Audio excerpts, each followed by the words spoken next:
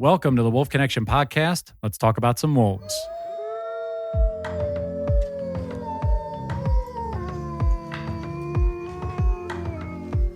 On this episode of the Wolf Connection podcast, we have with us EP and president of Canyon Road Films and a staunch promoter and donator of Wolf Connection here, Lara Wickes. Lara, thank you so much for making it up to the ranch. John, again. It's my favorite place on earth. It's my happy place. Are you kidding? I noticed. I want to say it was great. I finally got to meet your awesome wife and Ryder and Skylar. The kids are awesome. They were great. They were up here for your birthday, and that was just such a great moment to meet all of your family, your friends. They're such beautiful people, and thank you for sharing that day with us. That was such a great moment for all of them to be up here. It was pure magic, John. Everybody. I prefaced everything with these folks, right? I let everyone know how amazing this place is, and everyone after said, you can't describe it. I mean, you just can't, you didn't tell us how great it's, you really cannot put it into words until you come here. Sure. and experience it, right? So it was transformational. It was magical. I love bringing people together. It's one of my favorite things to do in life. So that was a really, really big deal for me to bring my families together, right? My Wolf Connection family and my family, my blood family, and then my super friends. They're called super friends. No. I just put quotes in the air, but I realized you can't see my fingers as I put the quotes in the air. So those listening, I just quoted in the air my super friends. She's our quote. And they're right. They were beautiful. And if I may, the story of how this all started, which was beautiful in and of itself. So my wife and I are in New York. We're getting tattooed by Chris Mason. So shout out to Chris Mason, Livewire Arts. If any of you are in the Long Island area, go to this man. He's a genius, great artist, great tattoo artist. And we had just started a Wolf Connection, and we bring up this place. He says to us, you really need to connect with my friend Lara out in California. Oh, he said that. He did. He said there's this person you need to connect with. She loves wolves. That you guys would jive really well. I love Chris. I think the email was maybe within 24, 48 hours. You saw the email. She donated right away. She sponsored Wolfie, which in turn your nickname is Wolfie. That is correct. That is true. Was there a coincidence in that? So, because I want to know what went through your brain when you got that email, you saw what we do, and what was your call to sponsor, and just dive right in. Okay, first of all, it was a text. Oh, it was a text. And so this is how I dive right in with everything, right? That's kind of my MO, my jam. So no stone left unturned and no seconds lost, right? So I dive deep and lean in. So Chris Mason literally texted me and said, oh my God, these two people are like your people, and they are right up your alley, and they're with wolves, and here's the thing, and you got to reach out, and they're amazing, and I love them. And I said, great. So I looked it up right away. And so we'll get into Wolfie in a second. But when I started reading, I literally had chills. And it's just one of those feelings that you get in life when you think, you know that there is a reason for this, right? Yeah. I'm a big believer in that things are meant for a reason, and they happen. And when you start to align with things that you're supposed to align with on your path, then you get these big signs. Anyone who knows me that's listening, you know me and my signs. I'm doing that quote again. Yeah. So I felt like, wow, this is a big sign. I should be involved with these people and this organization. And I just fell in love. Every word that I was reading, every image that came up, it just resonated with me. And then I started to peruse the wolves. And I kid you not, I saw the visual of Wolfie before I saw Wolfie, which is, by the way, my nickname with Lara. And that's when the other chills came. I went, shut up. No way. Come on.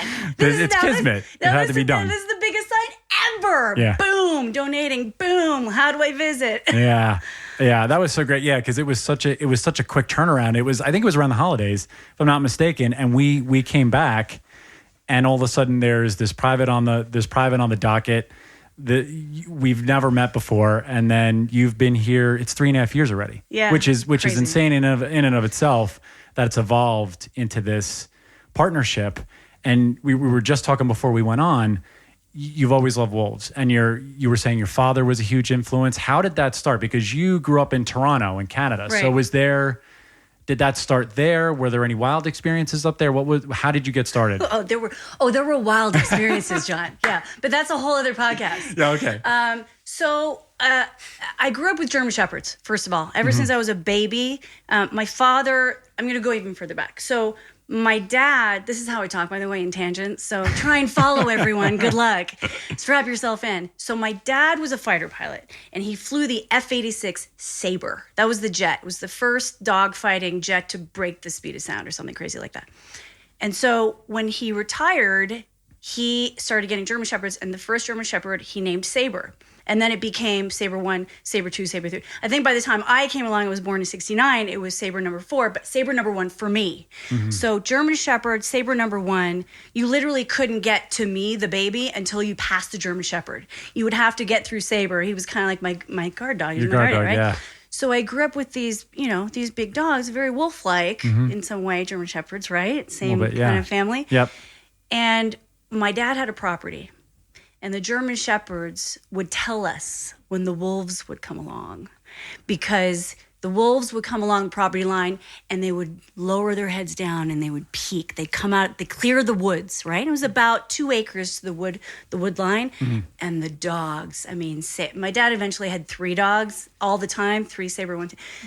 It wasn't Sabre 1, 2. It was Sabre, and then, anyways, that's a whole other thing. That's right. The dogs, Sabre and Bentley and Castro, they would and they would announce, and we go, oh, there we go. There are wolves. Where are they? Oh, they're over there. They would come and they would peek and they would just check us out, and they would walk really slowly, never ever quick. And then they would disappear back into the woods, just taking a peek, right? My dad then started collecting wolf art, and Robert Bateman is a really famous artist, beautifully painted images of animals and nature. And the wolves are some of the most beautiful ones that he's done. And my dad has a big one. I think it's called The Black Wolf. And when you look at this huge painting, you can see what looks like tree trunks. And then when you look even closer, you realize, no, these are like smaller branches, and then there's the legs of the wolf, and the wolf looks like tree trunks. The legs of the wolf looks like tree trunks, and you can kind of see, and then it comes out to the picture and you see him emerge. Wow. So then we started collecting books, and always did some research and was always fascinated by the wolf, and then learned more about the way of the wolf and the pack, and just started to really gain a huge respect for this animal. And I kind of felt like he became my spirit animal. Yeah. I feel, you've said that a couple of times when you come up here. You could tell just by the way you're talking. Please continue. This is great. So then I took this course called The Tracker by Tom Brown. And if you ever can pick up the book, it's a fascinating read. This man is just mind-blowing, his life and what he's done. And really quick, he grew up in the backwoods of New Jersey, was raised by a Native American Indian by the name of grandfather, and he was raised with that Native American philosophy. And he, as a job, he became a tracker because he learned how to track from a very early age. And then he was hired by the U.S. government to go find people because he could go track. And so people would get lost when they go hiking, and he would go look for them, and he would find them. Mm. And he just got so tired of finding these people, passed away because they couldn't survive the elements. So then he said, how do I make a difference? How do I make an impact with what I had, these gifts that I have? So he decided to put together this program on wilderness survival, and I say that again with my quotes in the ear, guys. Yeah. As in, what are the things that you need to do if you get thrown out into the woods naked without anything? First and foremost, shelter. People always think, oh, it's fire, it's food, it's water. No, it's shelter, guys. Yeah. You've got to shelter yourself from the elements, right? So, anyways, he put together this program called The Tracker. I took The Tracker, and during that program, you talk about your spirit animals. And I had 2 come up for me, and one was the red-tailed hawk, and the other was the wolf. 2 things which we have a lot of up here at the ranch. Yes, we have a lot of red-tailed hawks. Yeah, so I'm everywhere, guys. You are everywhere. And because I was going to ask how that happened. So you learned about it while you were still living in Toronto, and then you went down and took the course, or did he come up and did you go down to Tom Brown and take the course? I researched it. It actually came through. I had a meditation coach at the time. His name was Graham Millington. He's saved my life. And he said, read this book. And then I read the book, and then I wanted to know more about the program. So I looked up the program, and I looked it up, and I was living in Canada. And there was a program available at the time, one program in New Jersey at one time of the year, and then the other was in the Santa Cruz Mountains in California.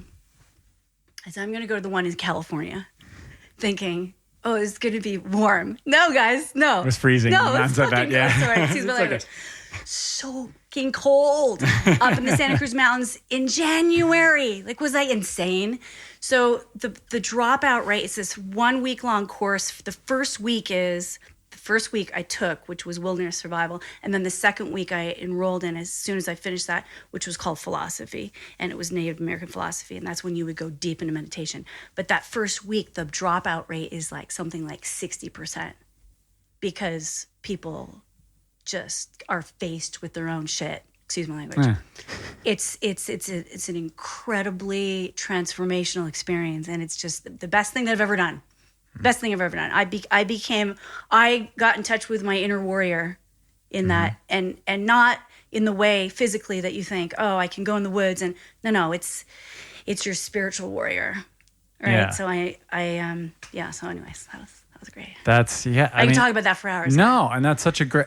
It feels like those things intertwine in the work that you do, and it shows with your team that and your friends that come up here, and it also just it's such a great character building thing that if I wouldn't have known that about you, and if I don't know that story, it shines through. Because every time we have a discussion with you, I see now where that comes from, where that fire is, and where you find those things. So thank you. Yeah, absolutely. Thank you, Tom Brown, if you're listening. So you're there in Canada, and so your dad was the big influence. How about mom?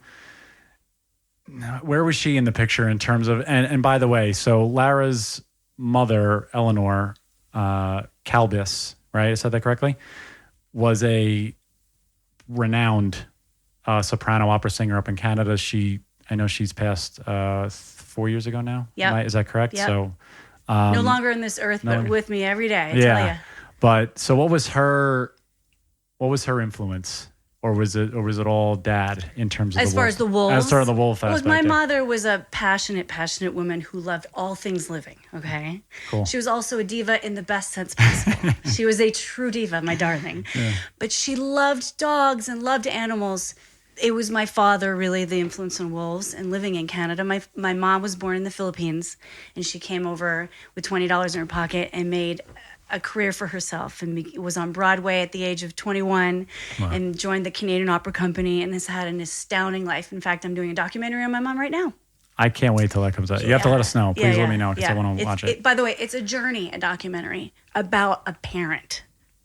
Which I just invite everyone to actually interview your parents if you are so blessed to have them, and find out more things about them, because it's fucking amazing. Yeah. Because I've been interviewing other people too about my mom. Like, wait, I didn't know about mine. What? Mm-hmm. What? She did this. She thought these things. She was that way when I was in her belly. It's just it's incredible, and it just gives you context and a frame of reference of who you are and why you are the way you are, and why they decided to parent you the way they did, right? And that is such a gift. And then you can pass that on, right?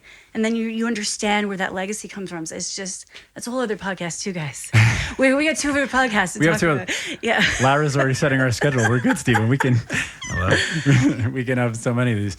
So they're both in different ways. They're clearly forming your passion for this, and it shows in all the things that you do. So she's there. She forms. So what makes you? So you're up in Canada.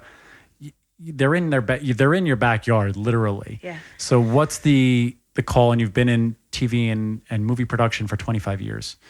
So what's the call then to come to Los Angeles? Okay. So I was. This is a whole other podcast too, guys. So I was before. So I was married to a professional hockey player, guys. Mm-hmm. Cool. I was a hockey wife. Love it. And that's 3 chapters before in my autobiography. And we were traded from he was a goalie. We were traded from the Senators to Atlanta. At the time I was a working actress, okay? This is in 97. We were married for 6 years. We had it started to dissolve, the marriage. And when we were in Atlanta, I booked my first movie in LA. in 99. And I shot it, and it did very well. I did very well on set. I was one of the leading actors. And a manager said, you should stay for pilot season. And already the marriage was starting to dissolve. So I said, you know what, I'm gonna get an apartment in LA. You keep going on with your season, and then we'll figure out what, so we hadn't really legally separated yet, but it was getting to that point, right? So I stayed for pilot season. I did very well. Then the marriage dissolved. I got a divorce, and then I just stayed in LA, right? Mm-hmm. And I credit Gloria Calderon-Kellett, who is an amazing, incredible woman. She's a showrunner, many shows, an award-winning screenwriter. And she actually had me produce my first event without me even knowing it. That I had worked on a project with her, and she had written a book, and she was getting it published, and she wanted to show it, have sort of this book, open book. What is it called when you have a... Like a book release. Book signing. Thank you. Thank you. $10,000 payment. And I just produced the whole event. I got the venue. At the time, I was bartending on the side to make money, right? So I got the bar that I was working at to host it. I got the drink sponsor. I put up the signage. I got the invites out. It was a great success. And so at the end of it, she said, "You know what you're doing, right? Like you're a producer. Yeah. You put shit together. This is what producers do. What? Yeah, this is what producers do, Lara. You bring people together. You make shit happen. You should look into production." And that's, I tell you, that is how I first started. I worked from in front of the camera then to behind the camera, and I just started working my ass off with every opportunity I could get. I mentored under other producers. I gripped. I helped out with the wardrobe department. I PA'd. I assisted. I associate produced. I then worked. I worked night and day. I bartended at night and had 18-hour days for about 2 years straight. And then I got my first break, and then I got another break, and I produced a film, and then another film, and then a commercial, and then people heard about me, and my name started going around, and I got a job offer, and I got it, and then that's kind of how it went. Man, and it's, what's interesting about this journey of yours, because you've been here at Wolf Connection long enough to know that sometimes the wolves don't just have the one role. So you, throughout the course of your journey, have taken on all these different roles, whether it was alpha or beta or omega or whatever, tracker hunter, and you've done all these different things, whether you know it or not. Did you ever think about that? I mean, because you've studied them, obviously. The wolves are a passion of yours. Did you ever think that was going through this entire process of your life and your career, you're like, wow, I actually feel like I'm a wolf in this scenario a little bit? I didn't think about it until actually you went through a couple weeks ago at my birthday, and you talked about the hierarchy and that it's not a triangle or pyramid, it's actually a circle. Mm-hmm. And I thought, I am the alpha in my life right now, but I've been the nanny, I've been the scout, I've been the hunter, I've kind of done, that's interesting. I wonder if that has, yeah. It's also, again, another sign. Yeah. So I thought about it actually for the first time a couple weeks ago when we were together. Yeah. That's insane. It's such a great, and you've had it's such an interesting journey to come from that. So, I mean, I'm trying to think there's so many things. I have a lot of things. Do you have anything to add, Steven? Do you have any questions? Wolfie. Don't you want to hear about Wolfie? I do want to hear about Wolfie. Yeah, Wolfie. Yeah, so let's hear about Wolfie. Okay, Wolfie. So I'm working on a project with a bunch of amazing actors, and something happened, and I solved the problem. I'm a solutionist, guys. Like my superpower on set and with people is to solve problems and solve it with a smile. And I'm kind of like a fixer. I solve problems, all right? So that's my jam. So this big thing happened on set, and Drew Powell said, I texted him, I said, hey, I'm doing a podcast. Am I allowed to drop your name? He said, yes. He's an actor. He said, holy shit, she's like the wolf, like the wolf, like Harvey Keitel's character from Pulp Fiction. She, I don't know if you remember it, but he said, I'm the wolf, I solve problems. Yeah. So that's how that happened. And then on a movie he was on, who was working on. He got me a rap hat. Like, I like baseball hats, and he got the wolf, and that became a thing. And then the wolf became Wolf, and then Wolf became Wolfie, and then that's kind of how that. And now I've been Wolf. She is wearing a wolf hat right now, as we're doing, just so we're clear. It's true. Everyone. And I mean, everything. So you come here, you work at Rebel Films for a little bit, and then you take this. I mean, you even say it in your bio, huge leap of faith. Huge. You start your own production company, Canyon Road Films. Yes. And it's based around your life. I mean, looking at the page and going through it, you lay it out so perfectly, like a pack mentality in terms of what you're doing. I mean, what are the things? How has that influenced you to make that leap, and then in turn your production company into your love and your passion? Yeah. So as you know, I lost my mom, right, in 2016. Yes. And so anyone who it's so weird, because before I lost a parent, people always said, I think I'm a pretty empathetic person, right? But people always said, yeah, you just don't get it until it actually happens. And then when it happens, you get it. It's so crazy, the shift in your life when you lose a parent, right? So I lost my mom. And then I just, so many things I saw completely differently, and the way I was living my life and the people that I was surrounding myself with. Not that it was terrible, but that it wasn't the most extraordinary or the most optimal that I could be. And for some reason, when I lost her, I had her voice in my head. She said, go do what you need to do. You need to go out and be on your own. Go do it. Why are you waiting? Go be and work with the people that you want to work with, and surround yourself with the people that you want to be surrounded with, that lift you up, that make you better than you know yourself to be, and that you do that for them. Go find your tribe and just hone in and start walking that path. Mm-hmm. I heard that. And that's what she gave me, that courage. That's incredible. Mm-hmm. So I took that leap of faith, and the net caught me.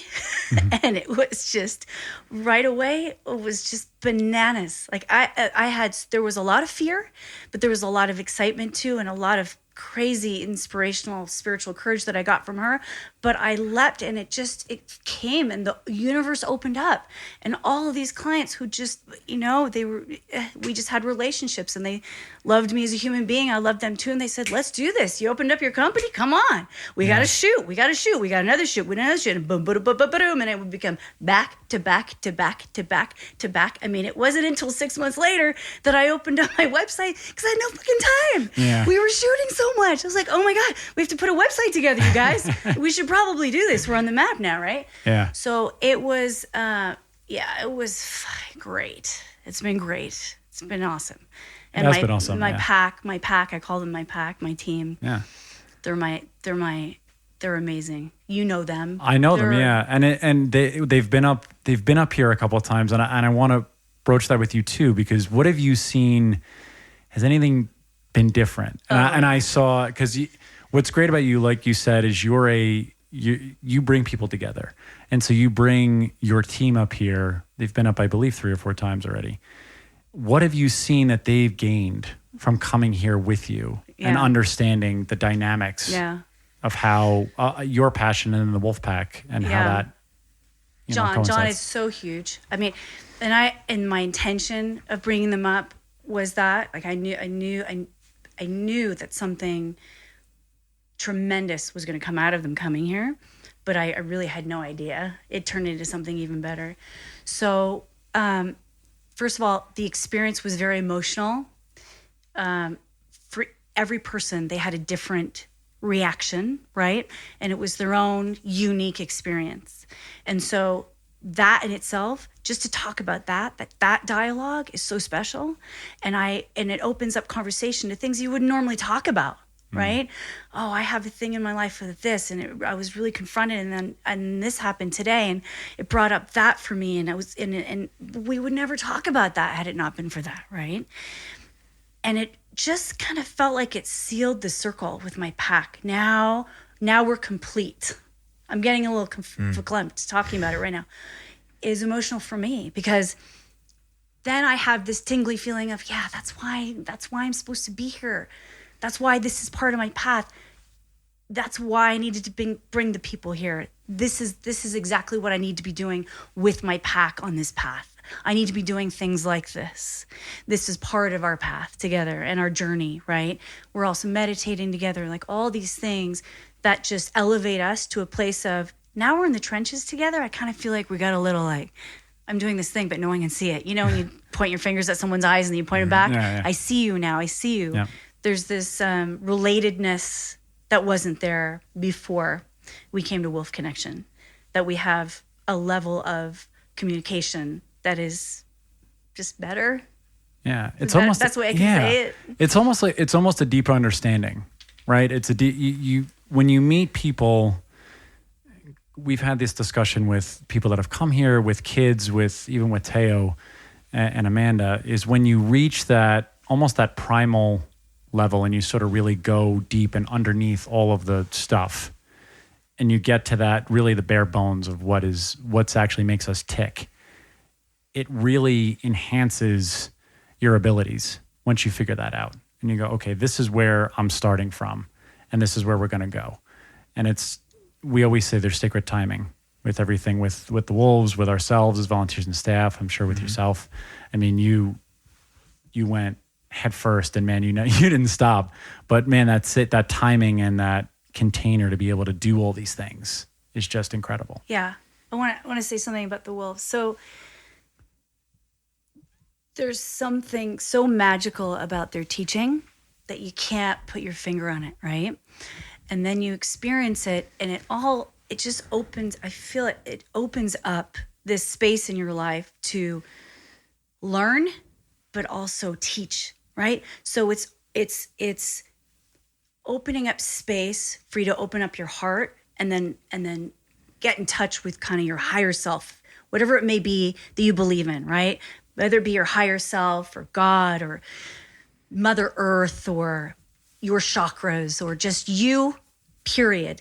The things that block us from getting in touch with that.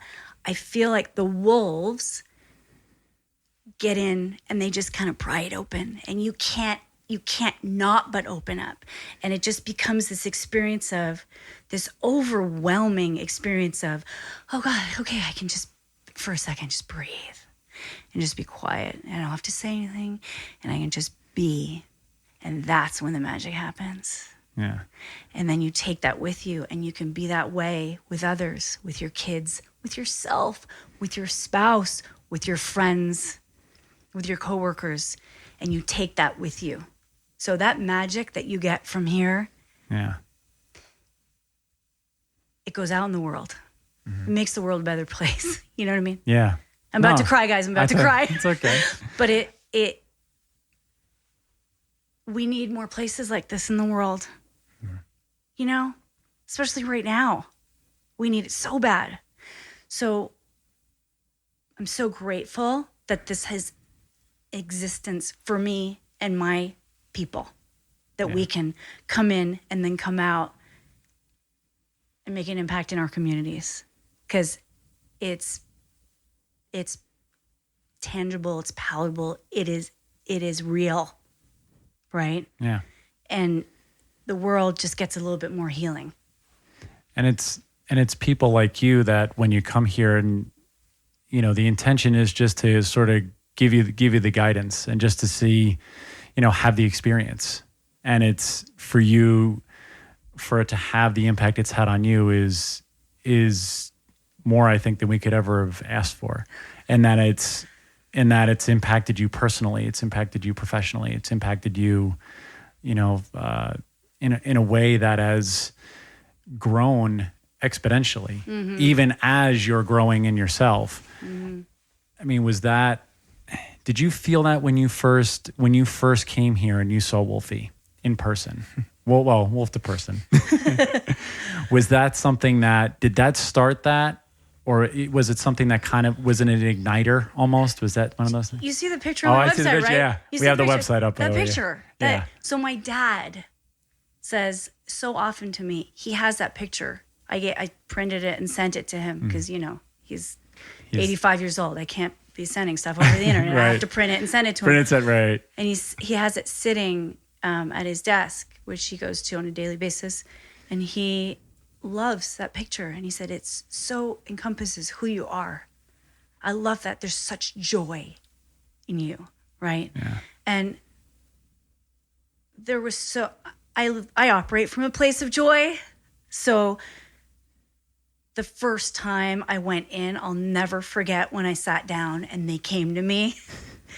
And Wolfie, right away, it was so bananas. Even you were there. I was there. Yep. And it was like I had, hello, old friend. Yeah. Yep. It was Wolfie, JC, and Ranger. And actually, that's the picture on your bio at the bottom. Yes. If you go to Lara's page, we'll talk, if it's Canyon Road Films, but if you go to her bio, at the bottom, it's Wolfie, Ranger, and JC. If you go to About, you click on About, and then you click on Wolfie. And then we're having technical issues, guys. Mercury's in retrograde. I blame Mercury right now. Mercury's fucking retrograde. Mercury. Sorry. Right. So if you go to About and it says Wolfie, and you'll see the picture in there. That was the first time I came. That was the first day. It was incredible. Yeah. And that's just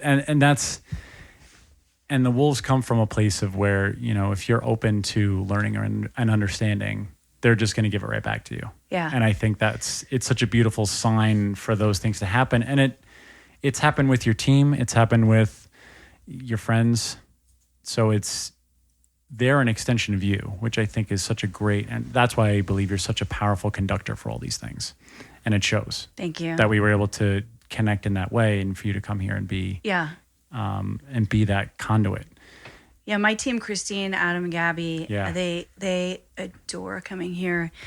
And every chance that we get in between shoots, this is the first thing that we do in between.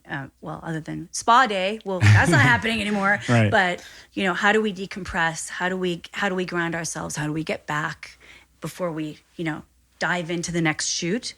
This is one of the things that we do, and we come here and we reset. So how do you reset when if you can't come here? What are some of the things that you've taken from here and that you do to reset before you go to a next shoot? I go to nature. I just find nature. I just find trees and things where I can put my feet and connect with Mother Earth. I have to go to nature. I camp. I go camping. Mm-hmm. My wife doesn't like it. I'm camping on my own. She thinks it's dangerous, which it is. But I like to go and be alone in the woods. I grew up an only child, so I just like to get quiet in the forest and have the animals come out. And I love to watch, whether it be a bird or a rat or a squirrel or, God, if I'm graced enough, a wolf, right. Or a deer. I just love seeing animals in the wild. Yeah. It seems like, and again, like you say, it's your happy place. It's where you go to reset. And I think that's huge, especially right now, as you have places to go to or a way to get there, a meditation, something like that. Yeah. Yeah. But you can get in your car and you can drive up to Angeles National Forest. And you can just step out of your car and you can be in nature right now. You're allowed to do that. Mm-hmm. Yeah. That's what we can do, right? Yeah. That's insane. That's it's great. I mean, because I know, and I didn't mention this before. So when you started your website too, because you started the company, you get the website going. And I know you reached out to us and you go, I'd love to have some of the howls. Oh yeah, this was so great. And so go into that, because I remember on your first visit and they did howl, and I remember, so you physically meet them, and then what's the verbal connection that you felt in that moment when you heard them howl, and now they're obviously howling on your homepage? Yeah, something happens, like your blood changes temperature when you're here and you hear them howl. It really is. It's something so indescribable, right? It just shakes you from your most inner being. And you almost I felt like when I heard them howl at my birthday, I thought, it's the best birthday song ever, you guys. Come on. It's a beautiful, there's something, we grew up thinking it's haunting, right? There's something eerie and haunting about it. But as you start to be blessed with getting to know what wolves are really about, it's their form of communication, right? Yeah. And they're communicating, and the fact that you are blessed to be within earshot of hearing that communication is a blessing too. I could listen to it for hours, guys.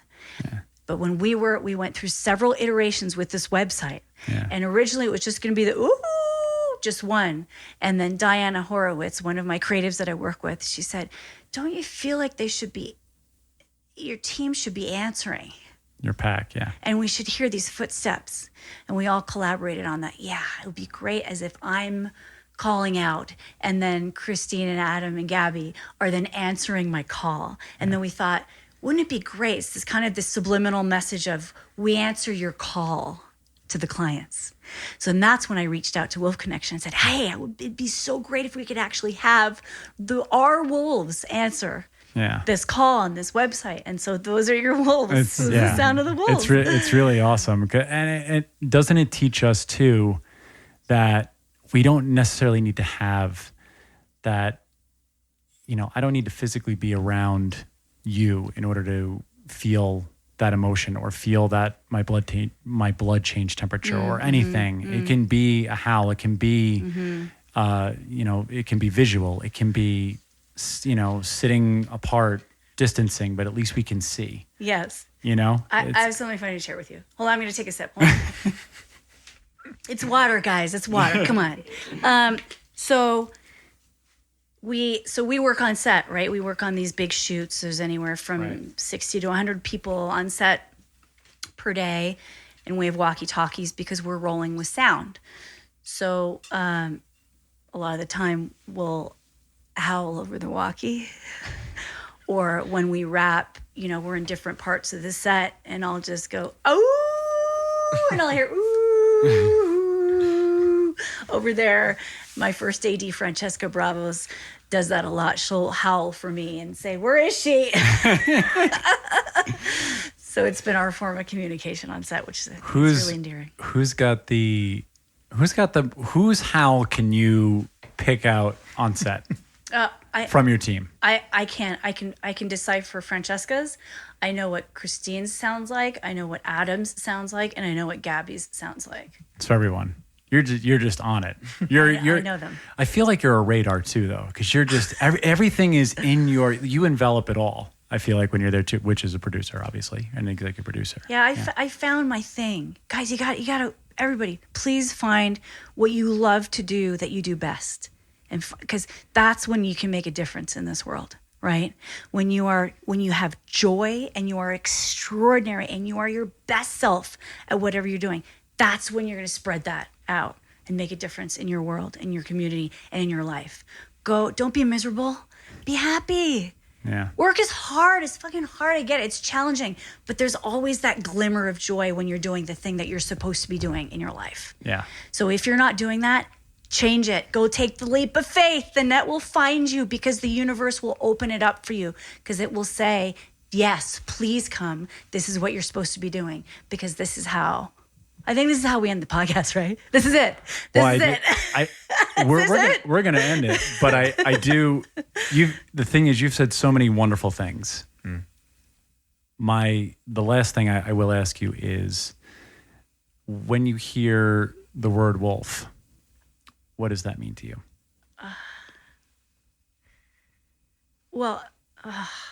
Before me, let's say before me. Before I was nicknamed the wolf, because I hear wolf, I think me. And then I think of all things wolf that I have in common with. But before that, it's most beautiful, most powerful, most spiritual, amazing animal on the planet that embodies everything that I've ever aimed myself to be. The most beautiful creature on earth. I see a big, when you say wolf, in my mind's eye, I see a big, beautiful face and eyes staring right into my soul. That's awesome. Beautiful. That's beautiful. Before we go, so any of you that are out there that are looking for production, if you want to check out Lara's website, canyonroadfilms.com. Your Instagram is Canyon Road Films. Canyon Road Films on Instagram. And then you on Instagram are, what is yours again? Wolf_Wickes. Wolf_Wickes on Instagram. If any of the wolves that we talked about today, if you guys feel the need to, or you want to, check out our website, wolfconnection.org. Our Instagram is wolfconnection, one word. check out the stories, check out the ancestors. Best place on earth, guys. Best place on earth. Lara, we will have you back again. We have so much. We have to get into the tracker thing. Okay. We have to get back into that again. She gave us like 3 podcasts. I know we have at least 3. At least 3. Steven's got him on the schedule. Can we do it at night where we have like a bottle of whiskey and shit? Is that allowed? I mean, we'll have to see. We'll check with the higher ups on that one. Copy that. Lara, thank you so much. Oh, thank you so much. Appreciate you for making the time and coming up. How's to all of you out there. We will see you on the other side. We'll see you next time. Oh. Oh.